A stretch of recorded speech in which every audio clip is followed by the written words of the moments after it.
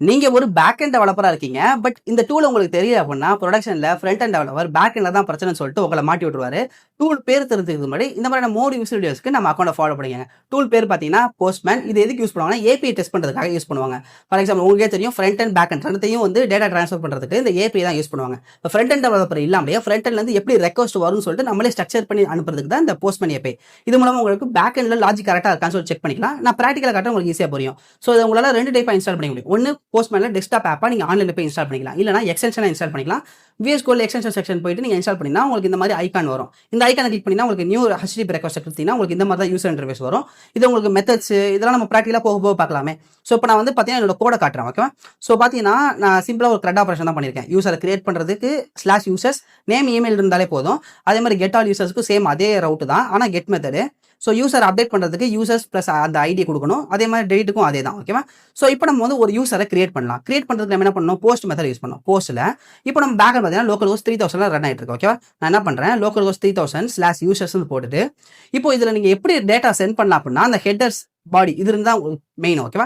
Headers எதுக்குன்னா வர user வந்து ஆத்தென்டிகேட்டடா, அதாவது இவர் ஆத்தென்டிகேட்டா இருந்தால் தான் இந்த வேலையை பண்ண முடியும் அப்படிங்கிறதுக்காக இந்த ஹெடர்ஸ் டோக்கன் வாங்குறதுக்காக. இப்போதைக்கு நம்மளுக்கு தேவையில்ல. நம்ம பாடியில் போயிட்டு ராவை கிளிக் பண்ணிட்டு டெக்ஸ்ட்டை வந்து நம்ம ஜேசனா மாற்றணும். ஓகேவா? ஜேசனா மாற்றினா தான் நமக்கு ஃப்ரண்ட்ல இருந்து ரெக்வஸ்ட் கரெக்டாக வருதான்னு சொல்லி செக் பண்ணிக்க முடியும். ஓகேவா? ஜேசனில் இந்த மாதிரி நீங்கள் ஸ்ட்ரக்சரில் தரணும். அதாவது கீயும் டபுள் கோட்ஸில் இருக்கணும், வேல்யூவும் டபுள் கோட்ஸில் இருக்கணும். நீங்கள் இதை கொடுத்துட்டு சென்ட் கொடுத்தீங்கன்னா உங்களுக்கு பார்த்தீங்கன்னா யூசர் கிரியேட்டர்னு சொல்லிட்டு ஒரு மெசேஜ், அதாவது 201 ஸ்டேட்டஸ் கோடு வந்து நமக்கு கிரியேட் ஆயிடுச்சுன்னு வருது. ஓகேவா? ஸோ சேம் திரும்பவும் பார்த்தீங்கன்னா இன்னொன்று கிரியேட் பண்ணுறேன். அஸ்வின் சொல்லிட்டு நான் ஒன்று கிரியேட் பண்ணி நேம் இது இமெயில் பார்த்தீங்கன்னா அஸ்வின் போட்டு நான் திரும்பவும் நான் வந்து போஸ்ட் மெத்தட் கிளிக் பண்ணேன்னா எனக்கு யூசர் கிரியேட்டட் இப்போ பார்த்தீங்கன்னா ID 1 2 சொல்லிட்டு நமக்கு 2 வந்திருக்கும். அது எப்படி நம்ம பார்க்கறதுனா ஜஸ்ட் கெட் மெத்தட் யூஸ் பண்ணுங்க. இந்த இது நமக்கு இப்போதைக்கு தேவைப்படாது. ஓகேவா? நீங்க ஜஸ்ட் சென்ட் மட்டும் கொடுத்துட்டீங்க அப்படின்னா இங்க பாருங்க நம்மளுக்கு வந்து ஆக்சுவலா 2 யூசர்ஸ் நம்மளுக்கு காட்டும். ஸோ இப்போ வந்து யூசரை எடிட் பண்ணி பார்க்கலாம். யூசர் எடிட் பண்ணுறதுக்கு பர்டிகுலர் யூசரோட ஐடி நம்மளுக்கு தேவைப்படும். நான் இப்போதைக்கு யூசர் ஐடி வந்து 1 மட்டும் நான் அபியை வந்து அஸ்வின் சொல்லிட்டு நான் பேரை நேம் சேஞ்ச் பண்ண போகிறேன். அதுக்கு நம்ம புட் மெத்தட் யூஸ் பண்ணணும். புட் மெத்தடில் என்ன ஐடி நம்ம சேஞ்ச் பண்ண போகிறோம்? யூசர் சேம் அதுக்கு அதே தான். நம்ம அந்த இடத்துல பாடியில் போயிட்டு சிம்பிளாக அதே அந்த போட்டோம் இல்லையா முன்னாடி, அதே மாதிரி போட்டு யூசரோட 1 போட்டுட்டு இப்போ நான் அபியை வந்து அஸ்வினா மாற்ற போகிறேன்.